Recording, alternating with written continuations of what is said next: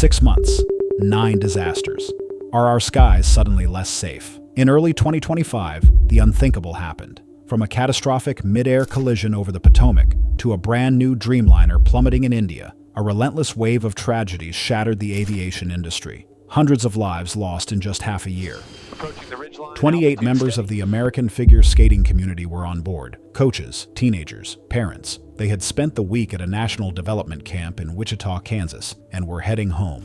They boarded American Eagle Flight 5342, a CRJ-700 operated by PSA Airlines, at Wichita's Eisenhower Airport. The flight departed at 5:39 in the evening. It was a 2.5-hour trip to Ronald Reagan Washington National Airport, one of the busiest and most complicated airspaces in the United States. Reagan National sits on the banks of the Potomac River, directly across from the monuments of Washington, D.C. Every approach threads between restricted zones protecting the White House and the Capitol. On the river itself, a narrow corridor called Helicopter Route 4 was reserved for military, law enforcement, and government helicopters. The route ran along the eastern shoreline, and helicopters using it were required to stay at or below 200 feet. Directly above that corridor, commercial airliners descended to land on runway 33. The vertical separation between a helicopter at 200 feet and a jet on final approach could be as little as 75 feet. That evening, a United States Army Sikorsky Black Hawk helicopter was flying Route 4 on a night training mission. Captain Rebecca Lobach was at the controls, undergoing her annual night flying evaluation. Chief Warrant Officer Andrew Eves sat beside her as the evaluator. Staff Sergeant Ryan O'Hara was the crew chief. The Black Hawk was equipped with a transponder that broadcasts its position to nearby aircraft, but it had been switched off. A government exemption allowed military helicopters to fly without it. In the Reagan National Control Tower, a single controller was handling both helicopter traffic and commercial aircraft, two jobs normally done by two people. The supervisor had merged the positions hours earlier, allowing one controller to leave. The helicopter and the airliner were on different radio frequencies, meaning neither crew could hear what the controller was saying to the other. As Flight 5342 began its approach, the controller redirected it from runway 1 to runway 33. The crew accepted. This put the jet directly onto the path that crossed above Helicopter Route 4. At 8:46, the controller called the Black Hawk and advised them of the approaching CRJ. The helicopter crew confirmed they had the jet in sight and requested visual separation. But part of the controller's transmission was blocked, cut off when another aircraft keyed its microphone at the same moment. The crew may never have heard the full instruction. 15 seconds before the collision, Eves told Lobach to make a sharp left turn toward the east bank. She did not turn. The helicopter's altimeter showed it at 278 feet, nearly 80 feet above the maximum allowed altitude. Investigators later found that a barometric altimeter discrepancy may have led the crew to believe they were lower than they actually were. At 8:47 and 59 seconds, the CRJ-700, traveling at 128 miles per hour with its nose pitching up in a final adjustment, struck the Black Hawk. The helicopter exploded on contact. Both aircraft fell into the Potomac River. The collision was captured by the Kennedy Center's webcam and by security cameras at the airport. The footage showed a fireball erupting over the dark water, then nothing. All 67 people aboard both aircraft were killed. 1 year later, the National Transportation Safety Board released its final report. Chair Jennifer Homendy did not mince words. We should be angry because for years, no one listened. This was preventable. This was 100% preventable. The NTSB found that the Federal Aviation Administration, the agency that controls American airspace, had designed a helicopter route that allowed military aircraft to fly directly beneath a commercial approach path with no separation. The FAA had known about repeated near misses for years and had not acted. The Army had not ensured its pilots understood their altimeter limitations. And in December 2025, the United States government filed a court document admitting fault. The country that built modern aviation safety had failed its own system. Louisville, Kentucky, is the heart of American package delivery. UPS Worldport, the company's global air hub, sits at Muhammad Ali International Airport. Louisville is a massive global air hub where cargo departures barely register. But on November 4th, 2025, a routine takeoff from runway 17 shattered that normalcy, becoming America's one of the worst aviation disaster in 2025. UPS Flight 2976 was bound for Honolulu, an 8.5-hour crossing over the Pacific. The airplane was a McDonnell Douglas MD-11F, a wide-body freighter. It was 34 years old, built in 1991, nearly 93,000 flight hours. The 3-person crew was experienced. The captain had nearly 5,000 hours on the MD-11 alone. At 5:13 in the evening, The MD-11 began its takeoff roll heading south. Airport surveillance cameras captured what happened next. Shortly after the nose gear lifted off, the left engine and the bulk of its pylon, the structure that attaches the engine to the wing, tore free. The engine flipped backward over the wing and tumbled onto the grass beside the runway. Fire erupted at the separation point and continued to burn as the airplane struggled into the air. It barely cleared the fence at the end of the runway. What lay beyond was not open ground. The left gear struck the roof of a UPS warehouse, tearing a gash nearly 300 feet long. The wing hit fuel storage tanks at a petroleum recycling facility and ignited them.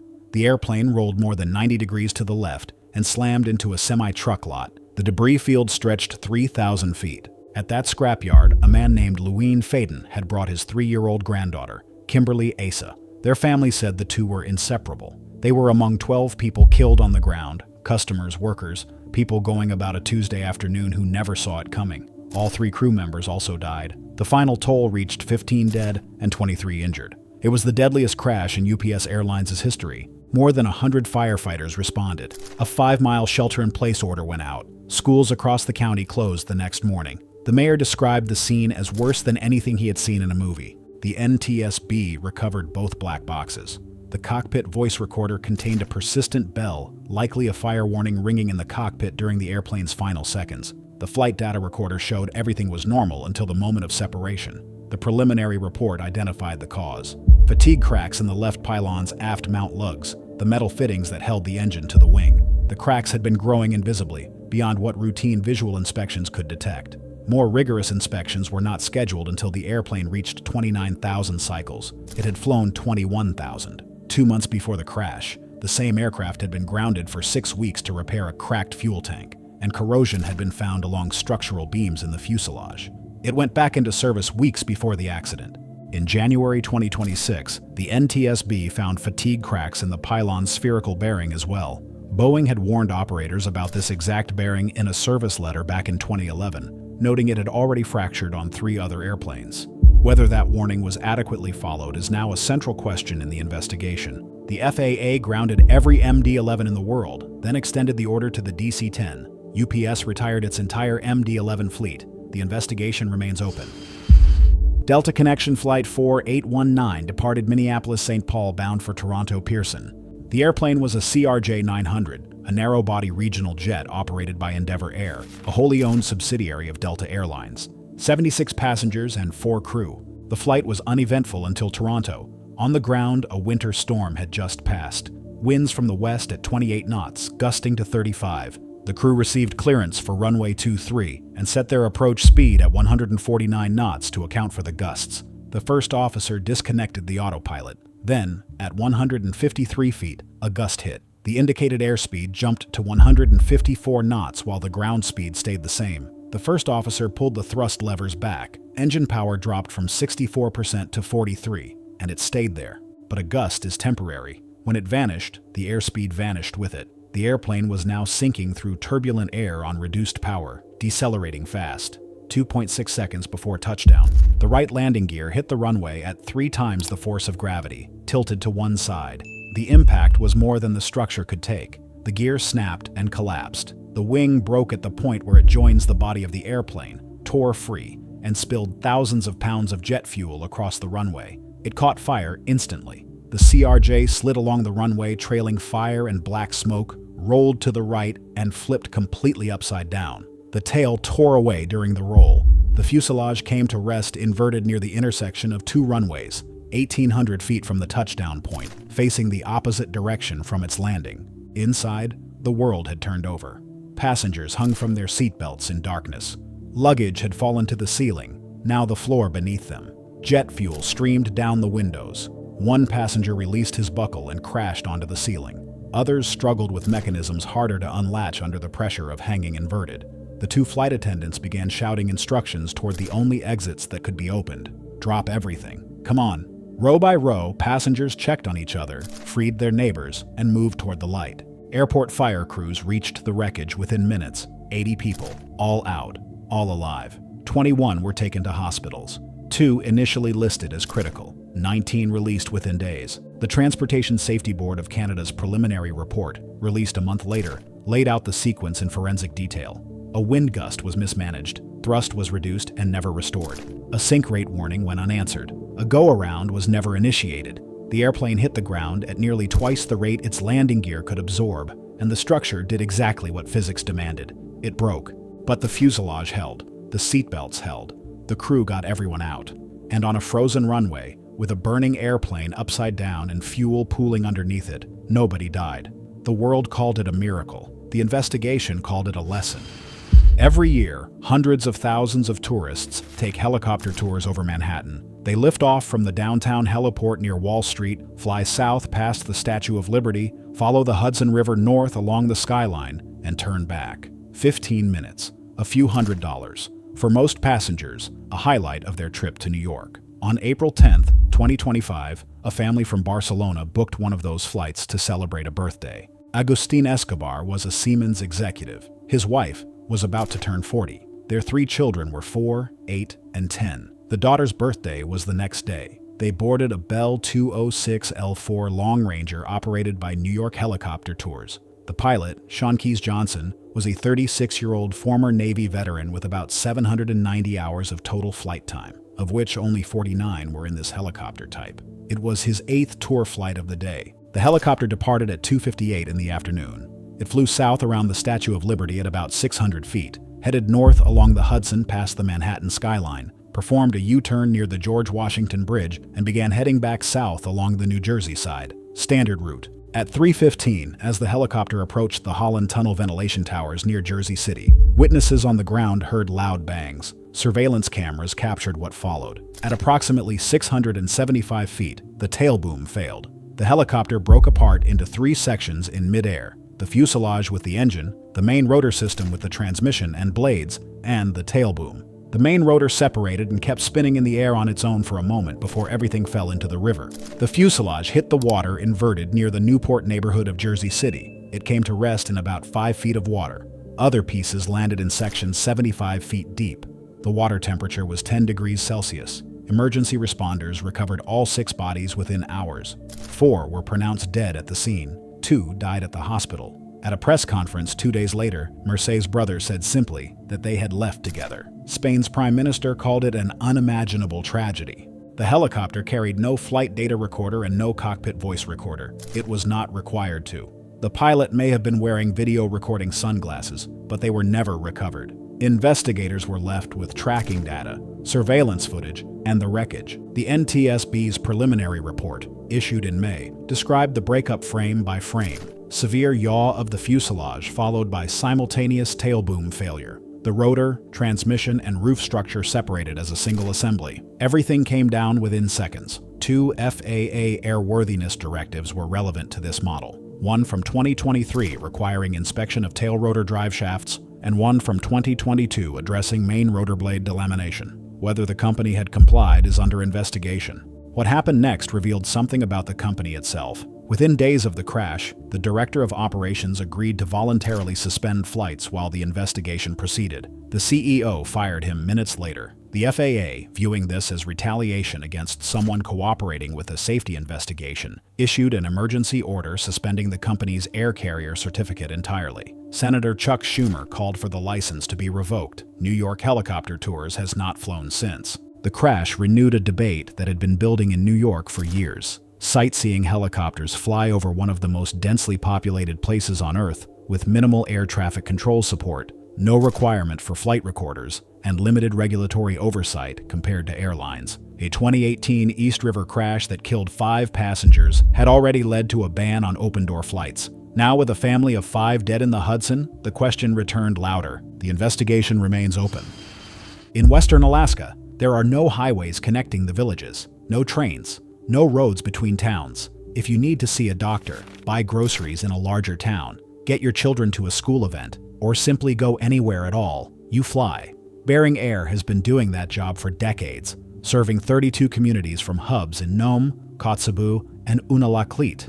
The airline operates small single-engine turboprops that hop between gravel strips and frozen runways across some of the harshest terrain on Earth. For the people of Western Alaska, these flights are not a convenience. They are the only way in or out. On the afternoon of February 6, 2025, Bering Air Flight 445 was scheduled to fly from Unalakleet to Nome. a route of about 160 miles across Norton Sound. The airplane was a Cessna 208B Grand Caravan, a workhorse turboprop built in 2020 with just over 4,000 hours on the airframe. On board were the pilot and 9 passengers, a mix of local residents and an educator from the Matsu Valley. The pilot had about 2,500 flight hours and had told his partner that morning he wanted to leave Unalakleet early. The weather, he said, was going to get bad, but Bering Air told him to wait for all his passengers. The flight departed runway 33 at 2:38 in the afternoon. Light snow, mist, freezing rain, and overcast skies covered the route. The airplane climbed to a cruising altitude of about 7,700 feet and headed west over Norton Sound. What the NTSB would later reveal is that the caravan was dangerously overweight. The maximum takeoff weight in icing conditions was 8,807 pounds. Flight 445 left the ground at nearly 9,800, almost 1,000 pounds over the limit. And this was not a one-time mistake. Investigators reviewed 16 flights flown by the same airplane over the preceding 7 days and found that 7 of the 35 individual flight legs exceeded the maximum gross takeoff weight. About 50 miles east of Nome, the pilot was told by air traffic control to slow down. The runway at Nome was temporarily closed for dicing. The controller asked if he could avoid getting there too early. The pilot slowed from 152 knots to 111. The airplane descended from just under 6,000 feet to 4,000. Then the autopilot disengaged. Speed and altitude dropped rapidly. Within moments, the Cessna was at 200 feet. Then it was gone. The controller tried to reach the flight. No answer. The emergency locator transmitter, a device designed to send a distress signal on impact, never activated. A search was launched, but darkness, freezing temperatures, and moving sea ice made it impossible to reach the area that night. The wreckage was found the next morning on the ice of Norton Sound, about 34 miles southeast of Nome. The airplane had broken apart on impact. All 10 people on board were dead. The ice was drifting 5 to 10 miles per day with the ocean current, complicating recovery. Investigators found ice accumulation on the leading edges of the aircraft and significant buildup at the base of the strobe light on top of the tail fin. The airplane had a de-icing system, and the pilot had confirmed before departure that the anti-ice fluid tank was full. But 1,000 pounds of excess weight in icing conditions means the airplane needs more speed to stay airborne, more power to climb, and has far less margin to absorb the drag that ice creates on the wings and tail. The NTSB concluded that the overweight condition substantially reduced performance margins, while the aircraft was about to encounter the severe icing that would eventually prove fatal. For the communities of Western Alaska, this was not abstract. Unalakleet's city administrator said the town was no stranger to losing people to plane crashes. Prayer vigils were held in Nome. Families filed wrongful death lawsuits accusing Bering Air of reckless disregard for weight limits and weather. The airline has since changed its procedures, requiring manager approval before dispatching flights in dangerous conditions and imposing stricter weight limits. But for the 10 people on Flight 445, the changes came one flight too late. Hong Kong International Airport sits on reclaimed land off the northern coast of Lantau Island. Its runways jut out into the South China Sea. On one side, the terminals. On the other, water. There is very little room for error. At 3:52 in the morning on October 20th, 2025, a Boeing 747 landed on runway 07 left and, within seconds, everything went wrong. Emirates' SkyCargo Flight 9788 was a cargo service from Dubai's Al Maktoum International Airport. The airplane was a Boeing 747-400, a 32-year-old freighter originally built for All Nippon Airways in 1993. It had been converted to cargo in 2011 and delivered to Air ACT, a small Turkish charter airline that operated the flight on behalf of Emirates SkyCargo. The aircraft was carrying no cargo on this leg, just 4 crew members, all Turkish nationals. The captain was 35. The first officer, 44, was the pilot flying. The flight from Dubai was uneventful. Weather in Hong Kong was clear.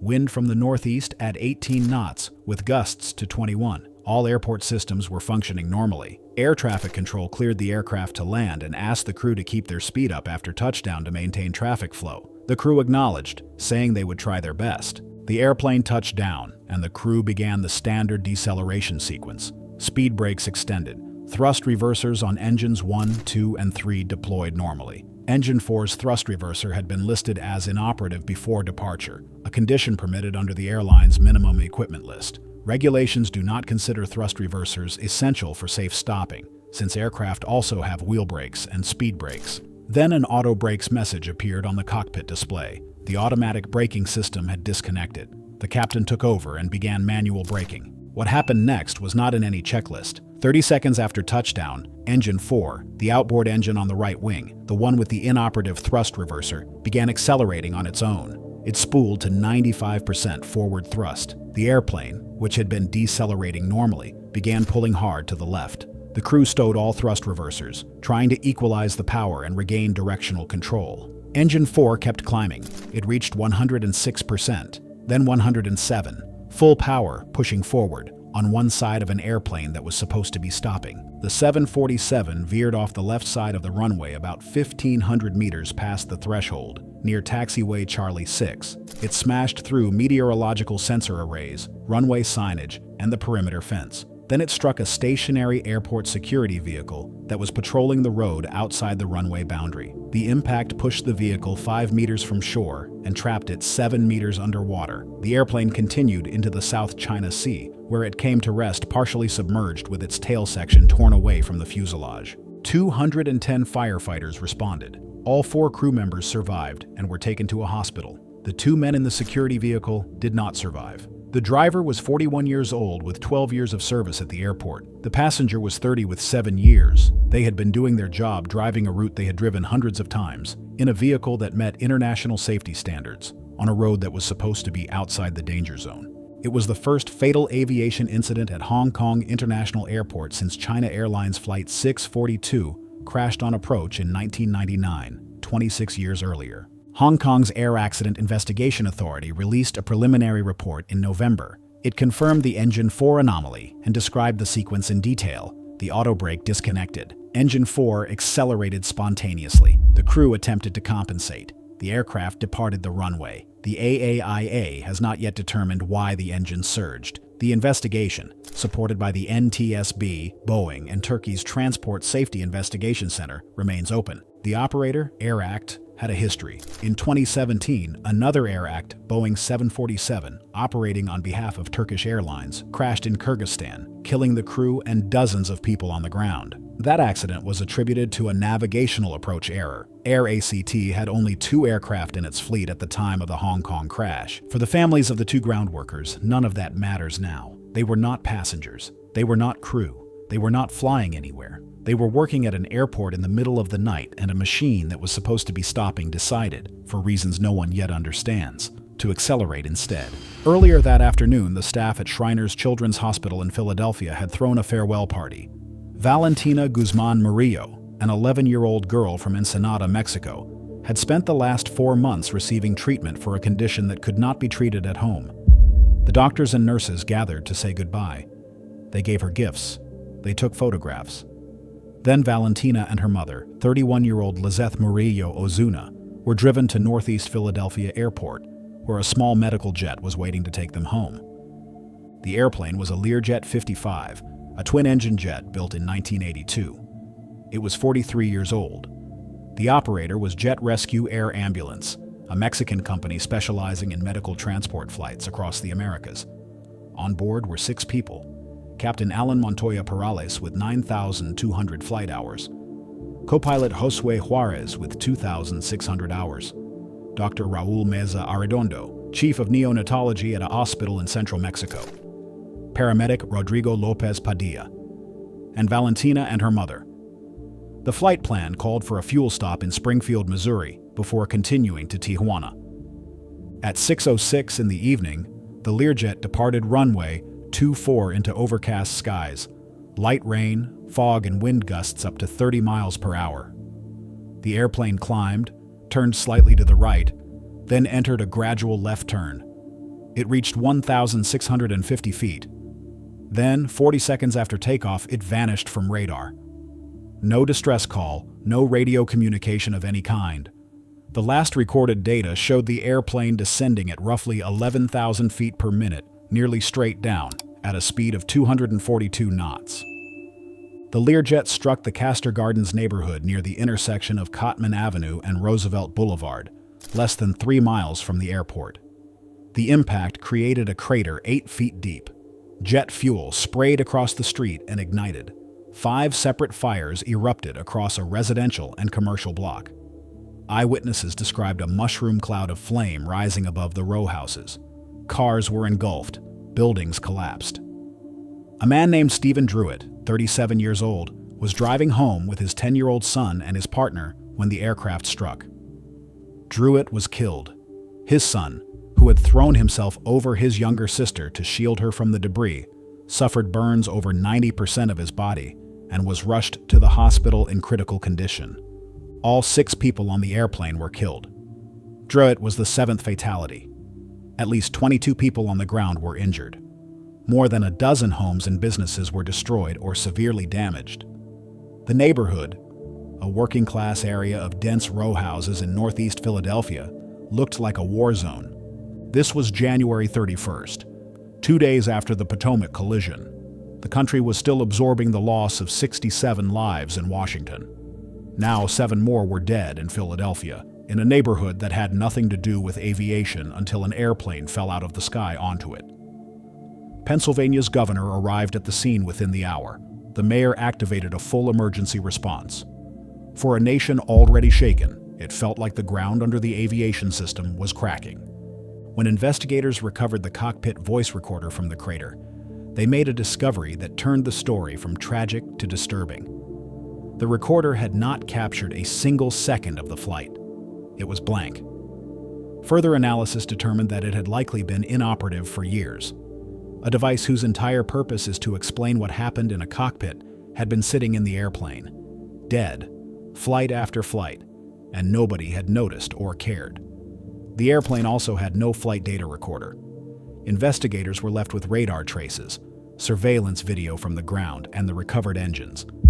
The same operator, Jet Rescue Air Ambulance, had been involved in another fatal accident 2 years earlier, a Learjet 35A crash in 2023 that killed 4 people. What caused Medjet's Flight 056 to fall out of the sky 40 seconds after takeoff remains under investigation.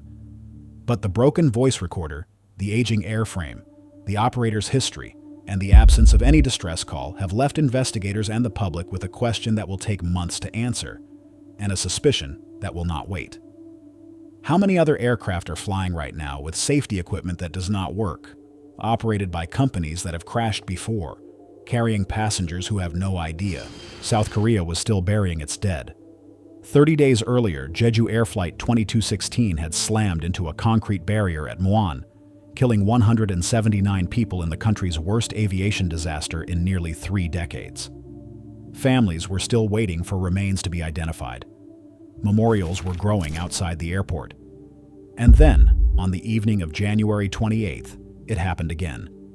Not a crash this time, but something that almost became one. Air Busan Flight 391 was an Airbus A321 parked at Gimhae International Airport in Busan, loaded with 169 passengers and 7 crew, bound for Hong Kong. Most were Korean families heading out for the Lunar New Year holiday.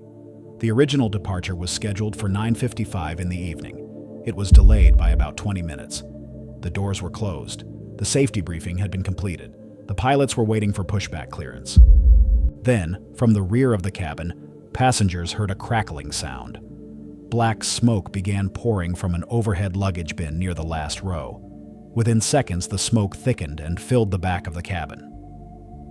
A passenger seated near the emergency exit did not wait for instructions. He opened the door. A flight attendant opened the opposite exit. The slides inflated and people began pouring out of the airplane. What was burning inside that overhead bin was a portable power bank, a small rechargeable battery that millions of travelers carry to charge their phones. Inside it were lithium-ion cells, the same type of battery found in laptops, electric cars, and nearly every portable device in the modern world. These batteries are efficient and powerful, but when they fail violently. The failure is called thermal runaway, a chain reaction where one cell overheats, ruptures, and ignites the cells around it, producing intense flames, toxic fumes, and temperatures that can melt metal. It happens fast, and once it starts, it is extremely difficult to stop. The fire spread from the overhead bin into the cabin lining. Firefighters arrived within 8 minutes, but by then the interior was engulfed. Passengers were already on the tarmac watching their airplane burn. By 11:31, the fuselage was gutted. The top of the aircraft was charred black with large holes burned through the skin. Total loss. 27 people were treated for minor injuries. Nobody died. But what kept investigators awake was what could have happened. The airplane was carrying 35,000 pounds of jet fuel in its wings. If the fire had reached the wing tanks before the evacuation was complete, the result would have been catastrophic. Firefighters specifically targeted the wing routes to prevent exactly that, and they succeeded. The margin between an incident and a disaster was measured in minutes. The investigation confirmed the power bank as the probable ignition source within weeks. By March 1st, South Korean regulators had banned portable batteries and electronic cigarettes from overhead bins on all flights. Passengers were limited to 5 power banks each, and charging devices using onboard USB ports was prohibited. Airlines across Asia followed. Singapore Airlines, Thai Airways, and others all tightened their lithium battery policies in the weeks that followed. Air Busan 391 killed no one, but it exposed a threat that the aviation industry had been watching for years without fully acting on. The same batteries that power the devices we cannot live without are, under the wrong conditions, capable of turning an airplane cabin into an inferno. And every passenger walking through every airport in the world is carrying at least one. But the crashes were not the only thing that made 2025 feel different. Beneath the headlines, 2 slower-moving threats were eating at the foundations of the system itself. The first was invisible. Between January and April, nearly 123,000 flights across Europe were disrupted by GPS jamming and spoofing, most of it traced to Russian military sources in Kaliningrad, St. Petersburg, Smolensk, and Rostov. In April alone, more than 27% of flights over the Baltic region experienced interference. In some areas, the rate exceeded 40%.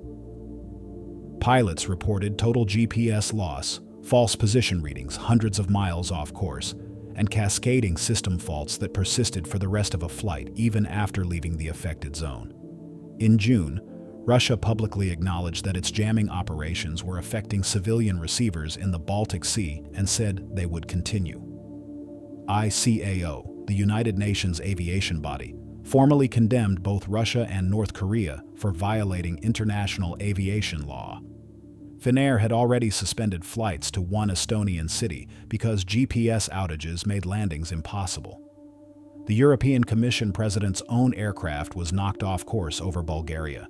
A Stanford researcher said he was most concerned about aviation, warning that a deliberate attack on U.S. navigation systems would cause astounding economic harm. GPS spoofing does not show up on the evening news. It does not produce wreckage or body counts, but it is quietly degrading one of the core systems that modern aviation depends on to keep airplanes from hitting each other in the ground. The second threat was homegrown. The United States entered 2025 already short more than 3,000 certified air traffic controllers. The FAA estimated it needed to hire over 6,000 just to keep pace with retirements and departures. Then, on October 1st, the federal government shut down. Controllers classified as essential workers were required to keep showing up. They were not paid. By mid-November, they had missed 2 full paychecks. Some took second jobs and called in sick when they were too exhausted to work both. One airport tower in Burbank, California shut down entirely when no controllers showed up.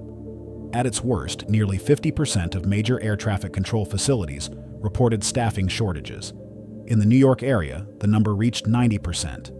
The FAA ordered airlines to cut 10% of flights at 40 major airports. More than 5 million travelers were affected by cancellations and delays. American Airlines CEO called it one of the worst disruptions he had seen in his entire career. The shutdown ended in mid-November after 45 days, but the damage did not end with it. The Transportation Secretary admitted that the shutdown had made the controller shortage worse. Controllers who might have stayed retired instead. Potential recruits who might have applied looked elsewhere. The system that was already too thin got thinner. This is what 2025 revealed. Not that aviation is unsafe. It remains, by every measure, one of the safest ways to travel on Earth. The odds of dying on a commercial flight are still roughly 1 in 11 million. More people die on American highways every week than died in the entire year of global aviation accidents. But 2025 showed that safety is not a permanent condition. It is a practice. It requires funding, staffing, attention, and above all, the willingness to act on what is already known. Every accident in this video was preceded by a warning, a known design flaw, a staffing gap, a maintenance shortcut, an inspection interval that assumed the metal would hold a little longer, a navigation system that everyone depends on but nobody is protecting. Safety is not the absence of danger. It is the presence of defenses. And when those defenses weaken, the danger does not wait. If this video helped you understand how aviation works and why it sometimes fails, subscribe to Terra Obscura. We will keep asking the questions that matter,